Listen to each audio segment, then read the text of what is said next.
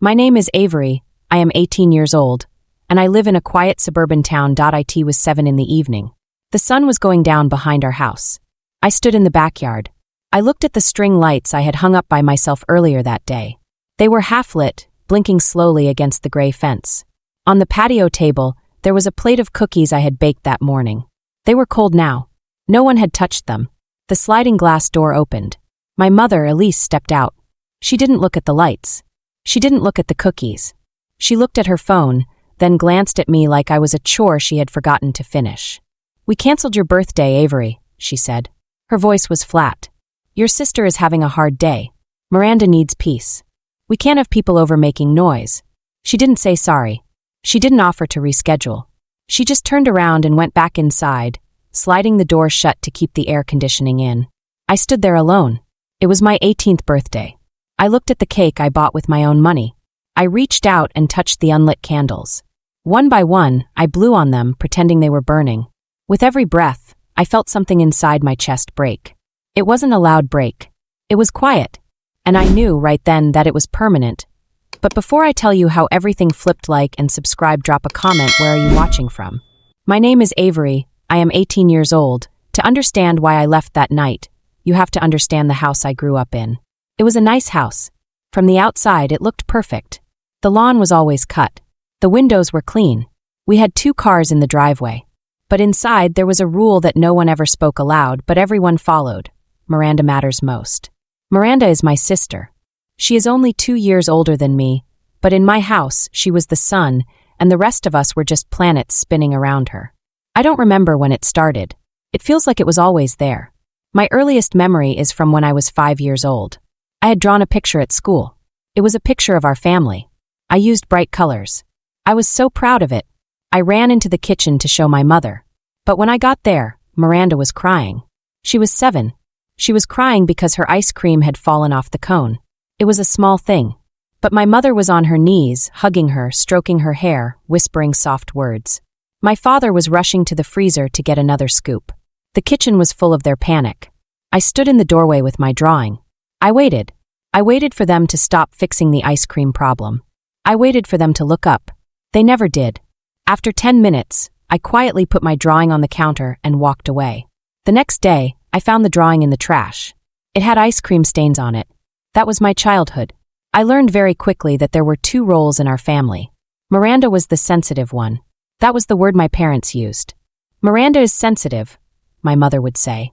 She feels things deeply. Because she was sensitive, she couldn't handle disappointment. She couldn't handle waiting. She couldn't handle sharing. If she didn't get what she wanted, the mood in the house would turn dark. She would slam doors. She would scream. She would refuse to eat.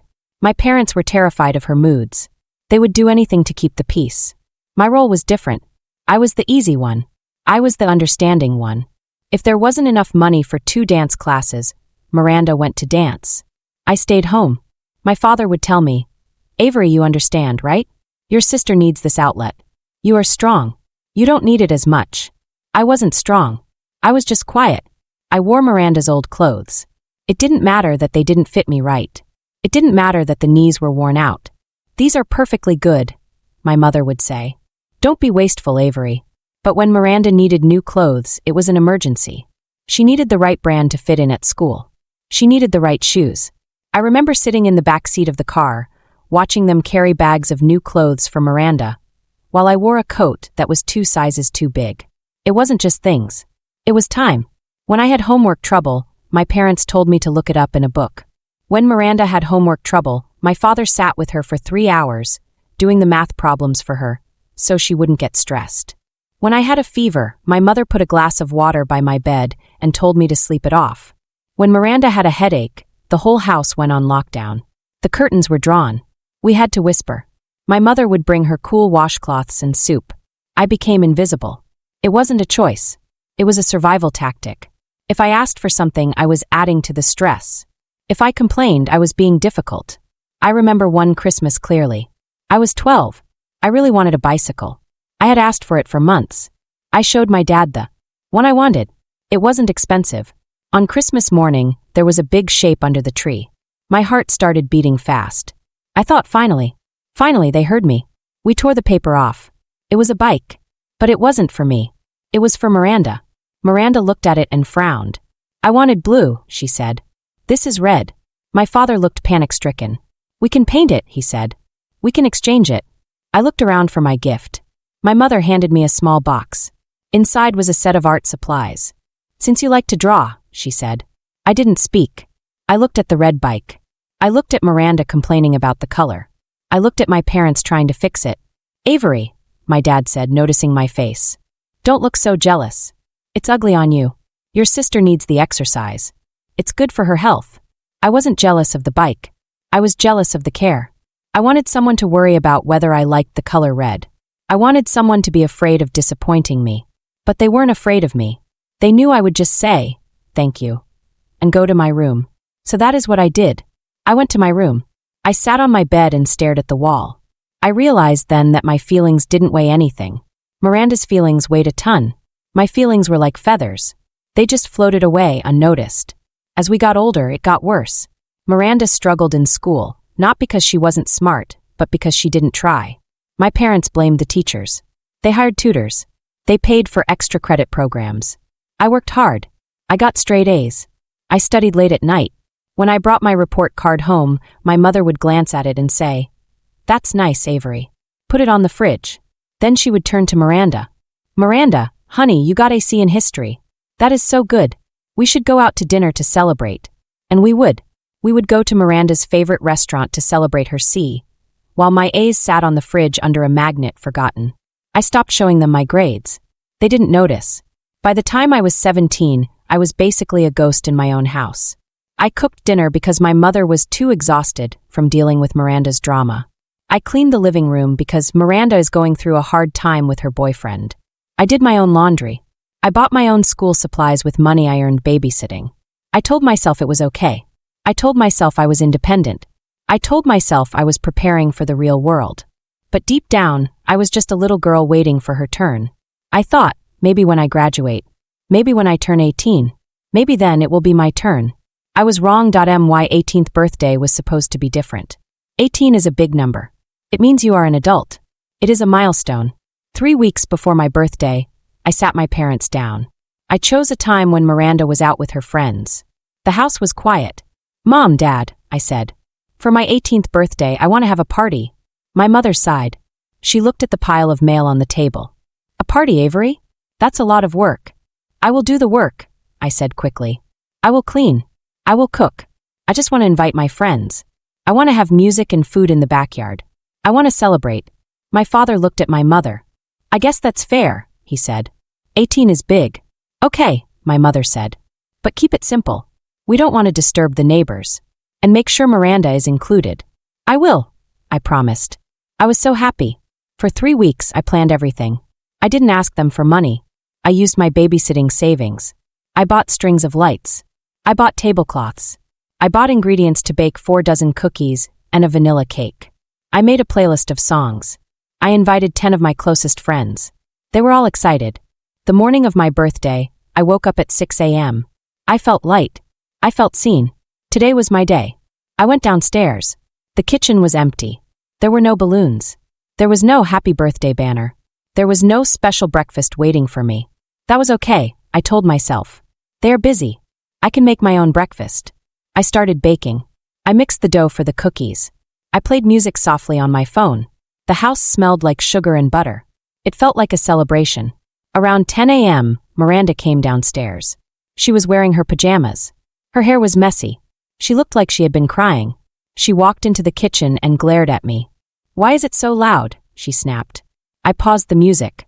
"It's my birthday, Miranda. I'm baking for the party tonight." She rolled her eyes. "God, you're so annoying. I have a migraine. My boyfriend didn't text me back last night. I haven't slept." "I'm sorry," I said. "I'll keep it down." She grabbed a bottle of water from the fridge and slammed the door shut. "Whatever. Just stop making so much noise with the pans." She stomped back upstairs. My stomach tightened. I knew that stomp.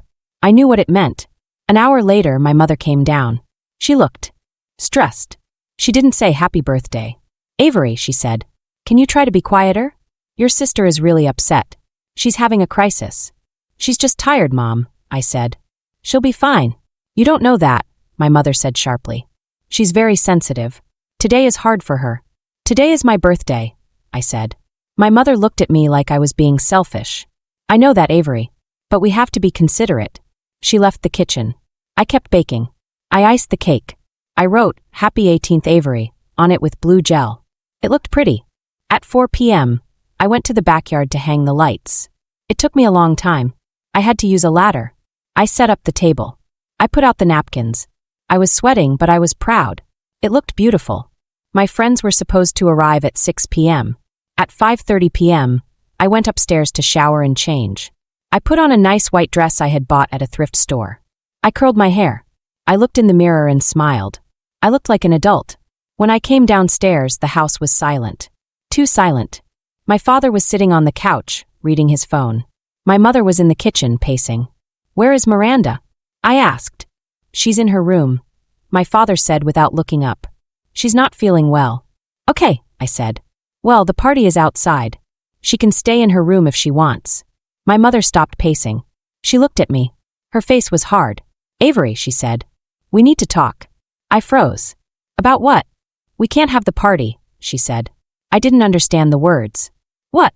We have to cancel, she said. Miranda is in a very bad place. She's crying. She's hysterical. She can't handle people being here. She can't handle the noise and the laughter. It's too much for her right now. I stared at her. But, my friends are coming in 30 minutes. I already texted them, my mother said. My blood ran cold. You what? I texted them from your phone. It was on the counter. I told them you were sick. I told them you had food poisoning and we had to cancel. I felt like I had been punched in the stomach. You lied? You canceled my 18th birthday party because Miranda is sad. It's not just sad, Avery, my father yelled from the couch. She is having a breakdown.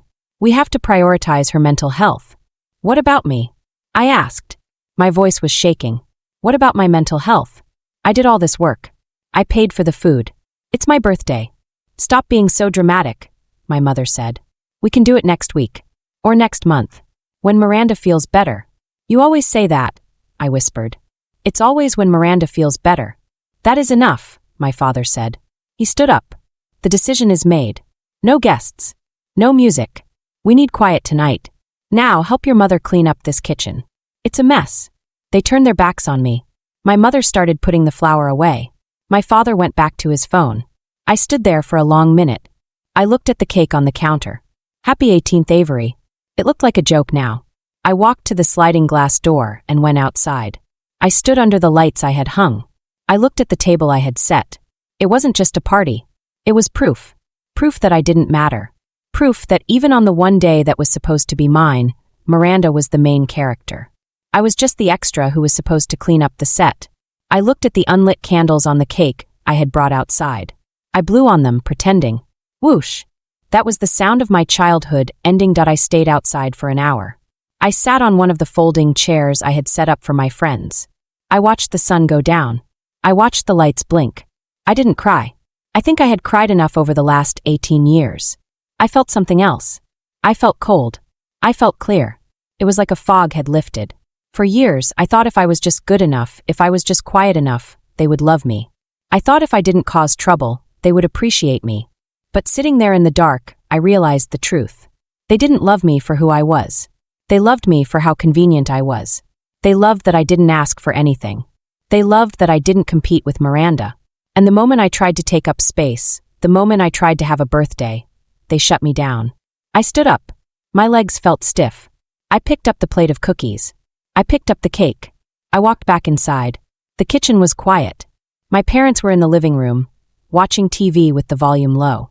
Then I heard footsteps on the stairs. Miranda came down. She wasn't crying anymore. She wasn't wearing her pajamas. She was wearing a silk robe. She had a face mask on.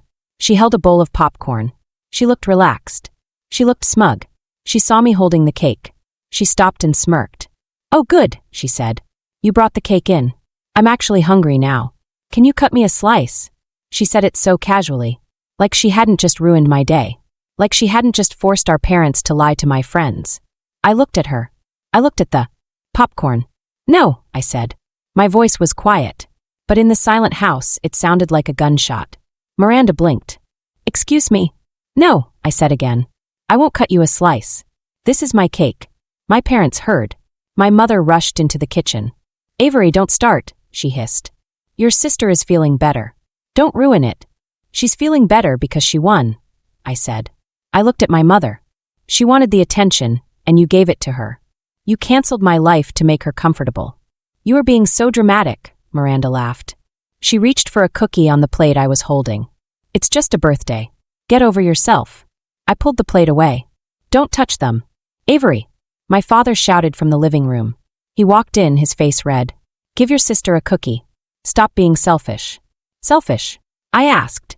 I set the cake down on the counter with a thud. I bought the flour. I bought the sugar. I baked them. I cleaned the house. I asked for one night. One night in 18 years. We are a family, my mother yelled. We make sacrifices for each other. I am the only one who sacrifices. I said. My voice was rising, but I wasn't screaming. I was stating facts. I sacrifice everything. My clothes, my time, my grades, my birthday. And what do I get? I get lied to. I get erased. You are acting like a child, Miranda sneered. This is why you have no friends. You're so intense. I looked at her. I looked at my parents standing on either side of her, like bodyguards protecting a princess. I'm done, I said. The words hung in the air. What does that mean? My father asked. I'm done being the extra in your movie, I said. I'm done being the ghost. I'm done. Go to your room, my mother commanded, pointing a finger at the stairs. Go to your room and don't come out until you can apologize to your sister for stressing her out. I didn't move. I looked at them. I felt a strange power. They couldn't hurt me anymore because I didn't want their approval anymore. The room was frozen. The air was thick with tension. Then the doorbell rang. Ding dong. It was loud. It echoed through the house. My parents looked at each other. They panicked. Who is that? My mother whispered. Did one of your friends show up, Avery? I told you I canceled them. I didn't invite anyone else, I said. The doorbell rang again. Ding dong. My father walked to the door. He looked annoyed. He opened it, ready to tell whoever it was to go away. But he didn't speak. He stepped back. My grandfather, Edward, stepped inside. Edward is my father's father. He is a tall man. He has white hair and sharp blue eyes. He was a military man, and he carries himself with a straight back. He doesn't visit often because he lives 2 hours away. He usually only comes for holidays. He was holding a small gift bag. He looked at my father. Then he looked past him into the kitchen. He saw me standing there in my white dress, holding the plate of cookies. He saw Miranda in her robe with her face mask. He saw my mother with her arms crossed. Surprise, Edward said. His voice was deep. I thought I'd drive down to surprise my granddaughter on her big day. He looked around. He frowned. Why is it so quiet? He asked. Where is the music? Where are the guests? My father stammered. Dad, Avery is sick. I looked at my father. He lied right to his own father's face. Edward looked at me. He looked me up and down. He saw my clear eyes. He saw my steady hands. He saw the red rim of my eyes where I had held back tears. She doesn't look sick, Edward said. He walked into the kitchen. The sound of his boots on the tile was heavy. He stood in front of me. Hello, Avery, he said gently. Happy birthday. Thank you, Grandpa, I said. He looked at the cake. Did you bake this? Yes. He looked at the patio door. He saw the lights blinking outside in the empty yard. He saw the chairs set up for people who weren't there. He turned slowly to my parents. His face changed. It wasn't gentle anymore. It was cold. Explain this to me, Edward said. Why is there a party set up outside but no people? Why did you tell me she was sick? It's complicated, my mother said nervously. Miranda was having a hard time. We needed to keep the house quiet. Edward looked at Miranda. She was chewing her lip. She looked small suddenly. So, Edward said, his voice rising. Because Miranda is having a hard time, Avery doesn't get a birthday?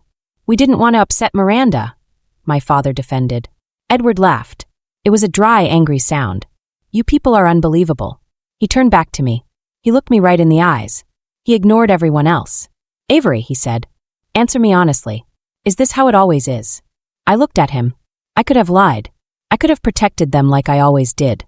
I could have said, it's okay, Grandpa. But I remembered the unlit candles. I remembered the text messages lying to my friends. Yes, I said. This is how it always is. Edward nodded. He took a deep breath.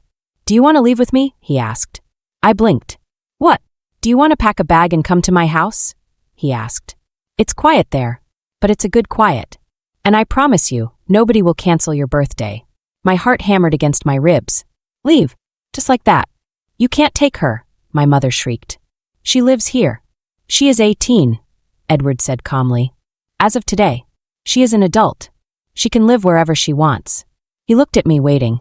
His hand was extended slightly. It was a lifeline. Yes, I said. I want to go. The next 20 minutes were a blur, but I remember every detail. It felt like I was moving in slow motion, but my body was moving fast. Good, Edward said. Go upstairs. Pack what you need. I will wait right here. He crossed his arms and stood in the middle of the kitchen. He was like a wall between me and my parents. I ran upstairs. My legs felt light. I heard my mother screaming downstairs. You can't do this, Edward. You are undermining us. We are her parents. You are failing her. Edward roared back. I had never heard him yell before. The floorboards vibrated. You are treating one child like a queen and the other like a servant. I have watched it for years, but I held my tongue. Tonight? No. Tonight is enough. I went into my room. I grabbed my large duffel bag from the closet. I didn't pack everything. I didn't want everything. I packed my clothes, the ones I had bought myself, not the hand-me-downs. I packed my laptop. I packed my sketchbook. I packed my favorite shoes. I packed my toothbrush and my hairbrush. I looked around the room. I saw the bed where I had cried 1,000 times. I saw the desk where I studied alone while they took Miranda out to dinner. I realized I wasn't leaving a home. I was leaving a cage. I zipped the bag shut. It was heavy, but I didn't care. When I came back to the hallway, Miranda was standing there. She was leaning against her doorframe. She looked confused. She wasn't used to this. She wasn't used to things not going her way. You're not really going, she said. It wasn't a question. It was a statement. She thought I was bluffing. Watch me, I said. But who is going to drive me to school on Monday? She asked. Mom hates the morning traffic. I almost laughed. That was her concern. Not that she was losing her sister, but that she was losing her chauffeur. Drive yourself, I said. Or get Mom to do it. I walked past her. I didn't look back. Downstairs, the atmosphere was poisonous. My mother was crying on the sofa, acting like the victim. My father was pacing, his face purple with rage. Edward was standing exactly where I left him, staring them down. When he saw me with the bag, his face softened. Ready? He asked. Yes, I said. My father stepped forward. Avery, if you walk out that door, don't expect us to support you. You are on your own. It was a threat. He thought money would make me stay. He thought fear would make me stay. I looked at him. I've been on my own for years, Dad. You just didn't notice. My father's mouth opened, but no sound came out. Edward put a hand on my shoulder. It was heavy and warm. She's not on her own, he said to my father. She's with me. And unlike you, I take care of my family. Edward took my bag from my hand. He carried it for me. We walked to the front door. My mother called out, Avery, please, think about the family. I paused at the door. I thought about the family. I thought about the red bike. I thought about the cancellation. I thought about Miranda's smirk. I am thinking about the family, I said. That's why I'm leaving. We walked out into the cool night air. The crickets were chirping. The string lights in the backyard were still blinking, but I turned my back on them. Edward opened the passenger door of his truck for me. I climbed in. The seat was high. It smelled like old leather and peppermint. He put my bag in the back. He got in the driver's side and started the engine. It was a loud rumbling sound. A strong sound. As we backed out of the driveway, I looked at the house one last time. I saw Miranda watching from her bedroom window. I saw my parents standing in the open doorway, looking small and defeated. I didn't feel sad. I didn't feel guilty. I took a deep breath. For the first time in 18 years, my chest didn't feel tight. Hungry? Edward asked as we turned onto the main road. Yes, I said. I haven't eaten all day. There's a diner about 10 miles up, he said. Let's get you a burger. And a slice of cake. A real one. Okay, I said. I leaned my head back against the seat and watched the streetlights pass by. I was leaving. I was really leaving. And I knew I was never going back. The first morning at Grandpa Edward's house didn't feel real. I woke up at 7 a.m. out of habit. My body was tense. My muscles were tight. I lay in the strange bed, staring at the ceiling. The ceiling here was different. It had thick, wooden beams. The paint was a soft cream color, not the stark white of my room back home. I held my breath, waiting. I was waiting for the sounds that defined my life. I was waiting for the heavy thud of my father's footsteps rushing to find his car keys. I was waiting for the high-pitched whine of Miranda's voice complaining that her towel wasn't fluffy enough. I was waiting for my mother to yell my name. Avery. The coffee maker isn't working. Avery. Where is the iron? I waited for 5 minutes. Silence. The only sound was the wind moving through the pine trees outside the window. It was a whoosh sound, gentle and steady. I sat up. The guest room at Edward's house was simple. There was a wooden dresser, a small desk, and a quilt on the bed that smelled like lavender and old cedar. It wasn't a room for a servant. It was a room for a person. I put my feet on the floor. The wood was cool. I walked to the window and looked out. There was no perfectly manicured lawn here. There were no neighbors peering over the fence to judge us. There was just a vegetable garden, a tool shed, and acres of wild grass leading up to the treeline. I saw my grandfather down in the garden. He was wearing a flannel shirt and a wide-brimmed hat. He was hoeing the dirt around some tomato plants. He looked peaceful. He wasn't rushing. He wasn't performing for anyone. I got dressed slowly. I put on jeans and a t-shirt. I didn't worry about if my outfit matched or if it looked presentable. Nobody was watching. When I walked into the kitchen, the smell hit me. Bacon. Real smoky bacon. And strong coffee. Edward had left a plate on the counter covered with a paper towel. I lifted it. 2 fried eggs, 3 strips of bacon, and 2 slices of buttered toast. I stared at the food. Tears pricked my eyes. It seems silly to cry over toast, but you have to understand. I had cooked breakfast for my family every morning since I was 12. Nobody had cooked for me. Nobody had thought Avery might be hungry. I sat at the small round table and ate. I chewed slowly. I tasted the butter. I tasted the salt. It was the best meal I had ever had. My phone was sitting on the table next to my plate. I had turned the sound off the night before, but the screen kept lighting up. BZZT, BZZT, BZZT. The screen was full of notifications. I picked it up. My hand shook a little. The old fear was still there. The fear that I was in trouble. The fear that I had done something wrong. I unlocked the screen. 14 missed calls from Mom. 8 missed calls from Dad. 3 missed calls from Miranda. And the texts. There were dozens of them. I started reading from the beginning. Mom, 9:02 p.m. last night. Avery, this isn't funny. Get back in the car. Mom, 9:15 p.m. We are your parents. You can't just walk out. Mom, 10:30 p.m. Miranda is crying. She says you ruined her night. Are you happy now? You made your sister cry on your birthday. I stared at that one. You made your sister cry on your birthday. It was such a twisted way to see the world. It was my birthday. I was the one whose party was canceled. I was the one who was ignored. But in my mother's mind, Miranda was the victim because she felt bad about being mean. I scrolled down to the morning texts. Dad, 6:45 a.m. Pick up the phone. We need to discuss the rules if you are going to live there. Dad, 7:10 a.m. Grandpa is too old to take care of you. You are being a burden to him. Don't be selfish. Come home. Selfish. That was their favorite word for me. Anytime I did something for myself, I was selfish. Miranda, 8 a.m. I need a ride to campus.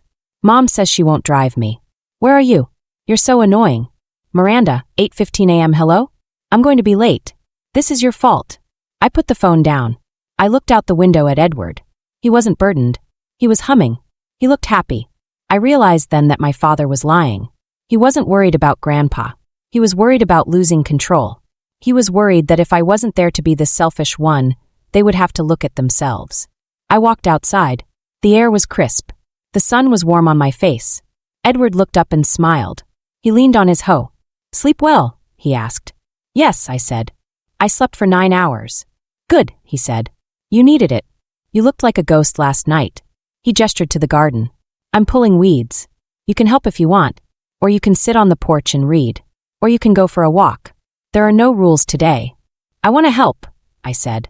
I wanted to work. I wanted to use my hands. I wanted to do something that had a result I could see. We worked for 2 hours side by side. We didn't talk much. We just pulled weeds. It was meditative. Around noon, my phone started buzzing again in my pocket. It was persistent. Long buzzes. That meant a call. I pulled it out. It was my mother again. Edward looked at me. He saw the tension come back into my shoulders. He saw my face go pale. You don't have to answer it, he said. I feel like I have to. I whispered. If I don't, she'll just keep calling. She might come here. Let her come, Edward said, his voice hard. I have a lock on the gate. And I have a very loud voice. I looked at the phone. I hit the green button. I put it to my ear. Hello, Avery. My mother's voice was shrill. It was so loud I had to pull the phone away from my ear. Where have you been? Why aren't you answering? Do you have any idea what is happening here? I'm at Grandpa's, I said calmly. I'm gardening. Gardening? She sounded like I had said I was murdering someone. Your sister missed her first class. Your father couldn't find his blue tie, and he was late for a client meeting. The kitchen is a disaster. There are dishes everywhere. I closed my eyes. Mom, I don't live there anymore. Stop saying that, she screamed. Of course you live here. You are having a tantrum. We get it. You're mad about the party. Okay, fine. We're sorry. Happy. Now come home and clean this kitchen. You're sorry? I asked. What are you sorry for? For, whatever, she stammered. For canceling the party. We'll buy you a cake. We'll give you $50. Just come home. Miranda is making everyone miserable because you aren't here. So you want me back to handle Miranda, I said. Not because you miss me. We are a family, Avery. We need everyone to pitch in. I pitched in for 18 years, I said. I think I'm done. Avery. I have to go, Mom, I said. I'm helping Grandpa. I hung up. My heart was pounding like a drum in my chest. I had never hung up on my mother before. It felt terrifying. It felt illegal. But then the silence returned. The wind blew through the trees. Edward went back to hoeing the dirt. The world didn't end. The sky didn't fall. I took a deep breath. I put the phone in my pocket. I knelt down in the dirt and pulled a weed. Over the next few days, the dynamic shifted. My parents realized that anger wasn't working, so they switched tactics. They switched to guilt. My father sent me a photo of the family dog Buster. Text, Buster misses you. He's sitting by your door. He won't eat. It was a lie. Buster loved food more than anything. My mother sent me a photo of a dress she saw online. Text, this would look so cute on you. I can buy it for you if you come home for dinner on Sunday. It was a bribe. A cheap bribe. Miranda sent me voice memos. I listened to one. You think you're so cool living with Grandpa. But he's going to get sick of you. Everyone gets sick of you. You're boring. You have no personality. You're just a maid. I deleted it. The words still hurt. They stung like bee stings. But the distance helped. Being at Edward's house was like having a shield. Their words hit the shield and fell to the ground. They couldn't reach my heart anymore. By the end of the week, I felt something new growing inside me. It wasn't just relief. It was clarity. I looked at my life. I looked at the way I had been treated. And for the first time, I stopped blaming myself. I stopped thinking if I was prettier, they would love me. Or if I was smarter, they would notice me. I realized it wasn't about me. It was about them. They were broken. They needed a scapegoat to function. Without me, they were turning on each other. I wasn't the problem. I was the solution they had thrown away. It had been 7 days. 7 days of peace. 7 days of good food. 7 days of sleeping without fear. I knew I couldn't stay in this limbo forever. I needed to know if there was any hope for my family. I needed to know if they were capable of change. I sat on the back porch with my laptop. I had been looking at colleges. I had been looking at jobs. But before I could move forward, I had to close the door behind me. I decided to give them one chance. Just one. I knew what the core problem was. It wasn't just the favoritism. It was the presence of Miranda. Miranda was a black hole. She sucked all the energy, money, and love out of the room. As long as she was in that house, my parents would never be normal. They were addicted to enabling her. If I was going to have a relationship with them, the dynamic had to break. I opened a blank document. I typed out my thoughts. Then I condensed them into a single text message. I didn't want to argue. I didn't want to explain. I just wanted to set a boundary. I typed, Mom, Dad. I am safe. I am happy where I am. You keep asking me to come home. I am willing to meet with you to discuss our future relationship. However, I have one non-negotiable condition. Miranda is 20 years old. She is an adult. She needs to move out of the family home permanently and learn to support herself. I cannot live in a house where her abuse is tolerated and rewarded. If you want me back, she has to go. I stared at the message. It felt heavy. It felt dangerous. Asking my parents to choose between us was the ultimate test. I knew the odds were low. I knew they worshipped Miranda. But I had to ask. I had to know for sure. I pressed. Send. The little delivered sign appeared. I put the phone down on the porch railing. I felt nauseous. An hour passed. No reply. 2 hours passed. No reply. My anxiety started to rise. Were they angry? Were they laughing at me? Then the dogs started barking. Edward had 2 big German shepherds. They were barking at the front gate. I looked at the security monitor in the kitchen. A red convertible had pulled up to the gate. It was Miranda's car. My parents had bought it for her 16th birthday. She was alone. She was honking the horn repeatedly. Beep, beep, beep. My stomach dropped. She had seen the text. My parents must have shown her. Grandpa, I called out. Edward came in from the living room. He looked at the monitor. He frowned. She's persistent, he said. She's furious, I said. Do you want to talk to her? He asked. I hesitated. Part of me wanted to hide under the bed. Part of me wanted to run away. But a new part of me, the part that had been growing for the last 7 days, wanted to stand my ground. Yes, I said. But don't let her inside. Edward nodded. He pressed the button to open the electronic gate, just enough for a person to walk through. But not a car. Miranda got out of her car. She stormed up the long gravel driveway. She was wearing expensive boots and a designer jacket. She looked out of place against the dirt and the trees. I opened the front door and stepped out onto the porch. Edward stood behind me, just inside the screen door. He was my backup, but he let me lead. Miranda stopped at the bottom of the porch steps. Her face was red. She was shaking. You witch, she screamed. She didn't use the word witch, but a much worse one. Hello, Miranda, I said. My voice was steady, which surprised me. I saw the text, she yelled. I saw what you sent Mom and Dad. You want to kick me out? You want to make me homeless? I want you to grow up, I said. You're 20, Miranda. You're not a child. It's my house, she shrieked. I have anxiety. I can't live alone. You know that. You're doing this to hurt me. I'm doing this to save myself, I said. I can't live with you anymore. You are mean. You are cruel. And you use Mom and Dad like a bank account. She ran up the steps. She got right in my face. I could smell her perfume. It was too sweet. You are going to take that text back, she hissed. You are going to text them right now and say you were joking. And then you are going to come home and do my laundry because I have a pile of clothes waiting for you. The entitlement was breathtaking. She didn't just want me back as a sister. She wanted me back as a servant. No, I said. Miranda's eyes widened. She wasn't used to that word. Excuse me? No, I said again. I'm not coming home. I'm not doing your laundry. And I'm not taking the text back. She lost control. She reached out and grabbed my arm. Her fingernails were long and sharp. She dug them into my skin. You listen to me, you little. Pain shot up my arm. But I didn't pull away. I looked at her hand. Then I looked at her eyes. Let go, I said. Make me, she sneered. I don't have to, I said. Grandpa. The screen door opened. Edward stepped out. He was 6'2". He looked like a mountain. Let go of her, Miranda, he said. His voice was low and dangerous. Miranda flinched. She let go of my arm. She stepped back, nearly tripping down a step. You're all crazy, she shouted. Tears started running down her face, her weapon of choice. Grandpa, she's lying to you. She's the bad one. She hates our family. Edward looked at her cold tears. He wasn't moved. She doesn't hate the family, Edward said. She just hates the way you treat her. And frankly, so do I. Miranda gasped. She looked at me with pure hatred. Mom and Dad will never choose you, she spat. They love me. They protect me. You're just the accident. You're the extra. I know, I said softly. That's why I'm free. You'll regret this, she screamed.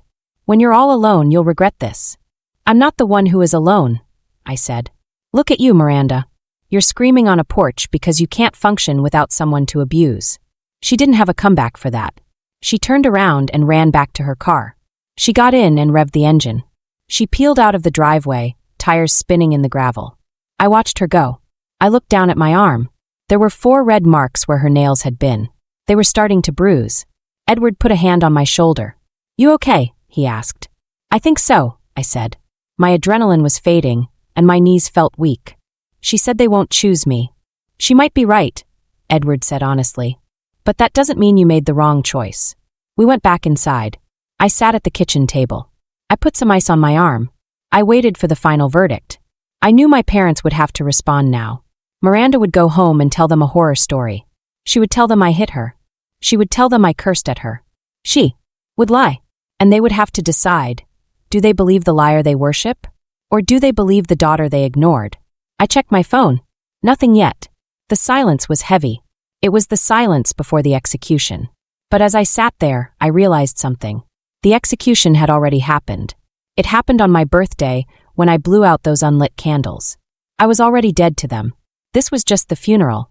And funerals, as sad as they are, bring closure. 2 days passed after Miranda's visit. 2 days of silence. I stayed close to the house. I helped Edward paint the fence.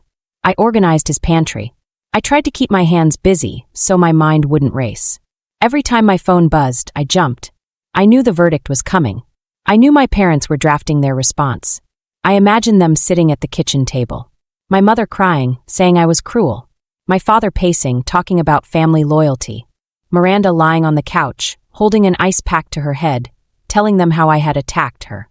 On Tuesday evening, the email arrived. My phone pinged. I saw the sender name, Dad. I didn't open it immediately.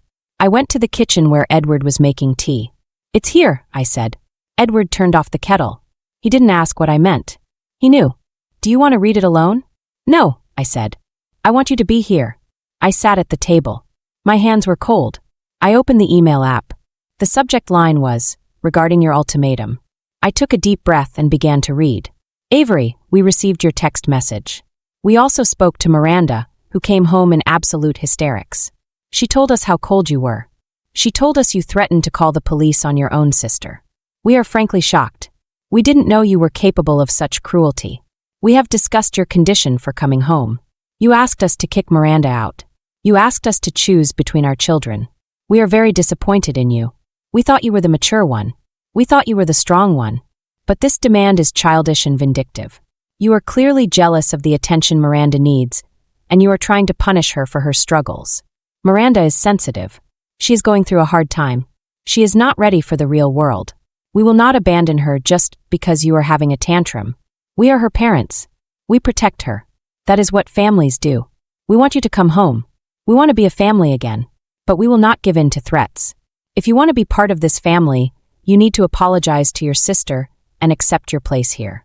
If you cannot do that, then perhaps it is best you stay with your grandfather until you grow up.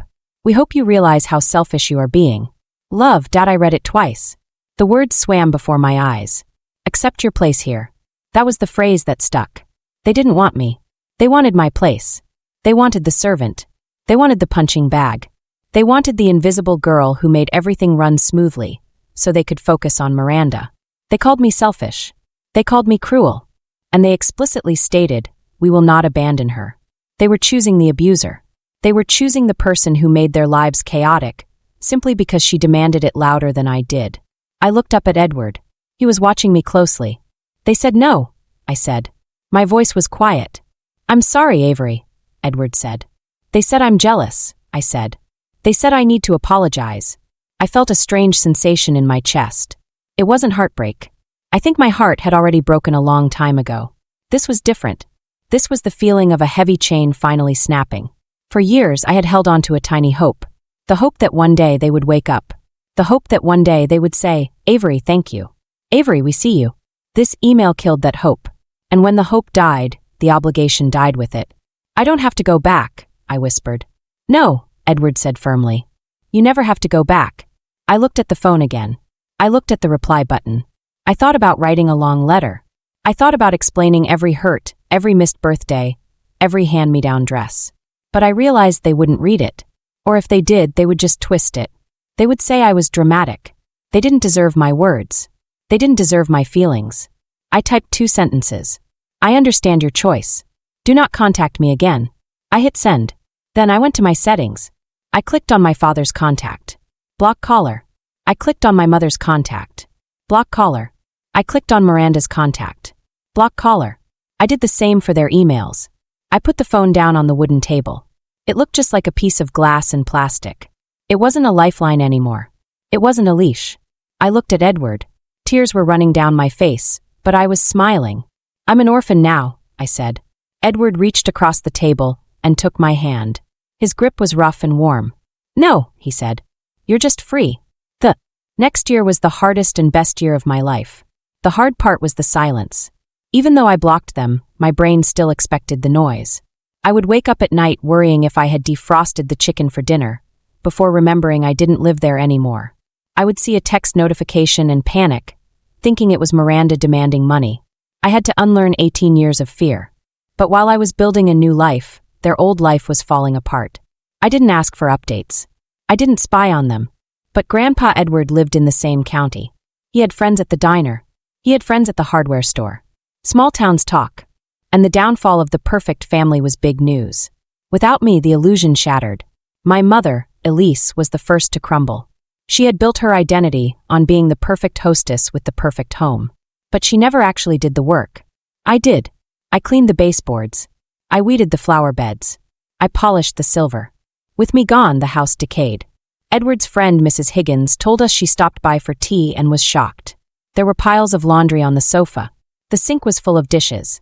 The lawn was overgrown. My mother stopped hosting her book club. She stopped hosting dinner parties. She was too embarrassed. She isolated herself. She became a ghost in her own house, hiding from the judgment of her neighbors. Then came the financial hit. My father, Daniel, ran a consulting business from his home office. He was a disorganized man.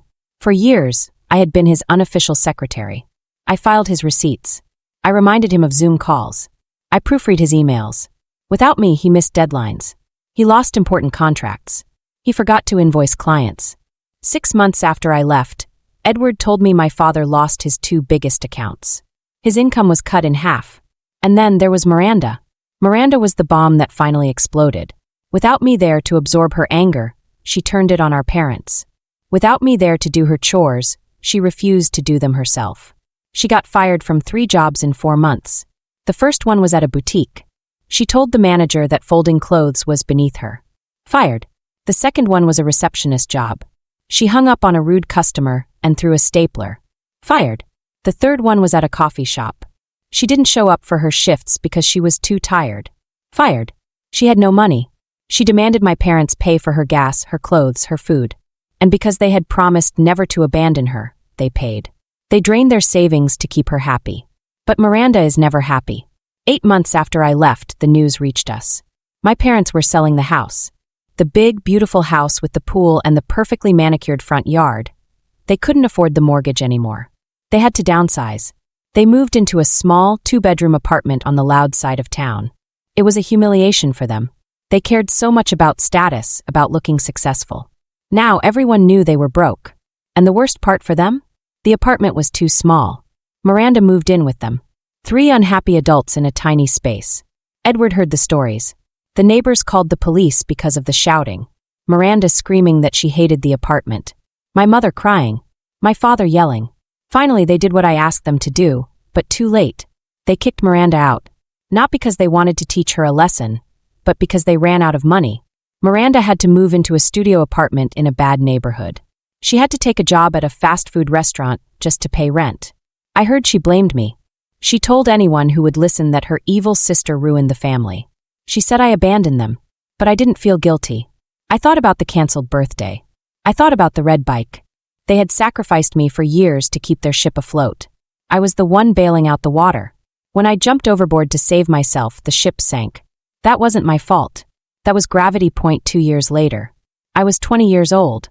I sat in a booth at a coffee shop in Flagstaff, Arizona. Outside, the San Francisco peaks were covered in white snow against a bright blue sky. I had moved here for college. Edward helped me with the tuition, and I worked 20 hours a week at the university library to pay my rent. I loved the library. It was a sanctuary. It was a place of order and quiet. But unlike my childhood home, it was a warm quiet. A respectful quiet. I had changed. I cut my hair short, a bob that framed my face. I wore colorful clothes. I wore a bright yellow scarf. In my old life, I only wore gray or navy, so I wouldn't stand out. Now I liked being seen. I had friends. Real friends. My roommate, Sarah, was a loud, funny girl who studied biology. She knew my story.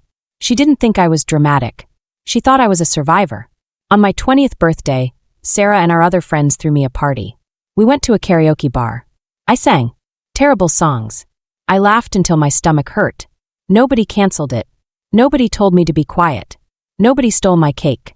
I was studying graphic design. I had a portfolio full of work. I was good at it. My professors told me I had a unique eye. I was happy. It wasn't a loud, explosive happiness. It was a quiet, steady hum in my chest. It was the feeling of safety. I was sketching in my notebook, drinking a latte, when my phone rang. It was an unknown number. I usually didn't answer those. But I was waiting for a call from a local gallery about displaying my art. I slid the bar to answer. Hello, Avery. The voice stopped my heart for a second. It was thin, shaky, and older than I remembered. It was my mother. I put my pen down. I looked out the window at the mountains. I didn't panic. I didn't shake. I just felt a deep, profound sadness. Hello, Mom, I said. Oh, thank God, she breathed. She sounded like she was crying. I used a friend's phone. I knew you blocked us. I just needed to hear your voice. I didn't say anything. I waited. Avery, please, she said. We miss you so much. It's been so hard. Your father isn't well. His blood pressure is through the roof.